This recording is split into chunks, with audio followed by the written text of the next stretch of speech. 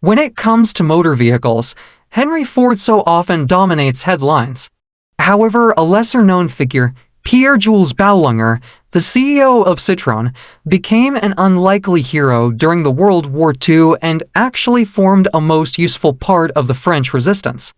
It is such an interesting way that Pierre-Jules Boulanger went about things that it is the subject of today's episode of What's All This? So what's all this about Pierre-Jules Boulanger and the Citroën motor vehicles with regards to World War II and the French resistance?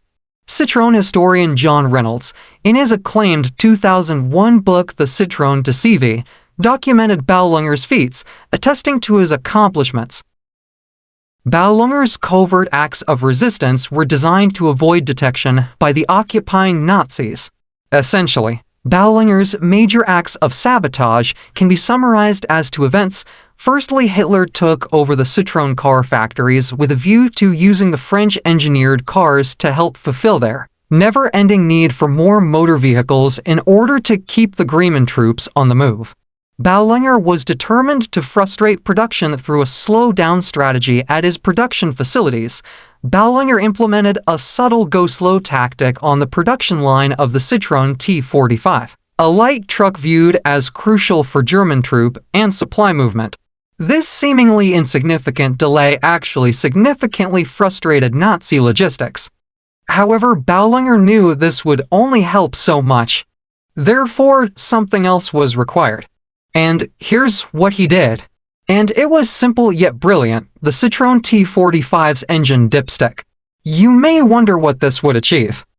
Well, a dipstick serves as a straightforward, quick way of measuring the oil level in a vehicle's engine. The notched lines at the end of the dipstick offer a visual indication of whether the engine has sufficient oil, is running low, or, in dire circumstances, is critically lacking oil, necessitating a trip to the local auto parts retailer to replenish the vehicle's preferred lubricant. Pierre-Jules Boulanger ensured each new T45 truck destined for the German army was outfitted with a specially designed dipstick. These modified dipsticks featured significantly lowered notches, misleading German engineers and mechanics into believing that the T45 trucks had ample oil in their sumps when, in reality, they were running dangerously low. Consequently, German workshops received a false seal of approval before heading to the front lines, oblivious to their critical shortage of oil. The repercussions were swift and severe. Deprived of this essential lubricant, the engines of the Germans' Citroën T45 transporters began to fail with alarming frequency, leaving troops and supplies stranded along roadsides. If you're finding value in this content, consider joining our community by hitting the subscribe button and giving this video a thumbs up. Additionally, we'd love to hear your suggestions for future topics in the comments below. Your feedback fuels our content creation, and we're committed to delivering the content you want to see. Now back to today's content. While the French celebrated their victories with a glass of wine, German engineers grappled with the fallout of Boulanger's ingenious act of resistance. The sabotage, executed with precision, remained undetected for much of the occupation of France, leaving the Germans puzzled by the sudden surge in engine failures among their fleet of T45 trucks. The Germans' interpretation of these engine failures were often attributed to the rigors of wartime usage and the belief in the superiority of German-engineered engines. Regardless, the sight of stranded French trucks, smoke billowing from their engines, likely served as a stark reminder of the resilience and resourcefulness of the French resistance movement. Boulanger's act of rebellion, though eventually came to be discovered, which infuriated Hitler and delivered a measurable impact to the German war effort, showcasing the power of subtle resistance in the face of adversity. A poignant reminder of Pierre-Jules Boulanger's daring defiance against the occupying forces becomes evident with the Allied liberation of France in the summer of 1944. At this critical juncture, it was discovered Boulanger's name was near the top of a captured Gestapo hit list. earmarked for execution alongside other prominent figures in the event of an Allied invasion.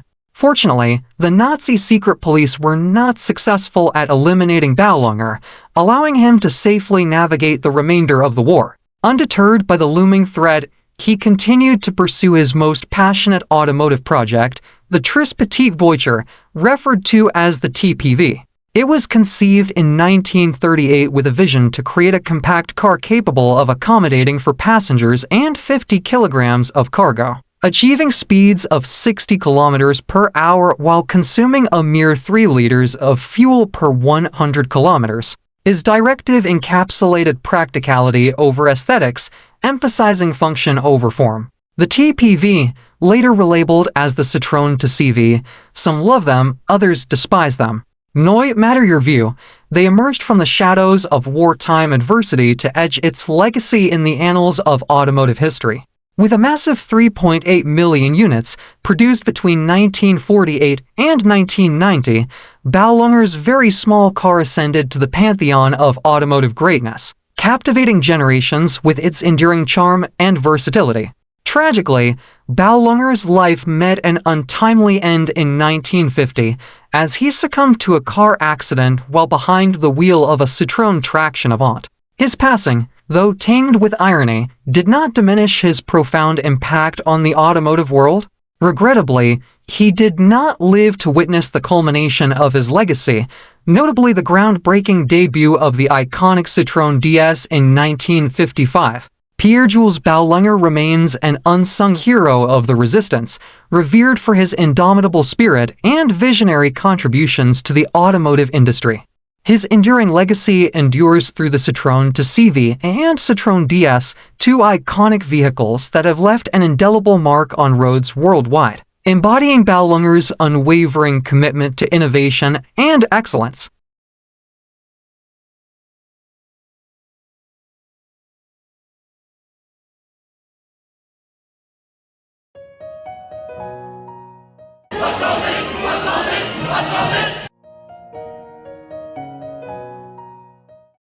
Thank you for listening. Please join me next time when we will delve into another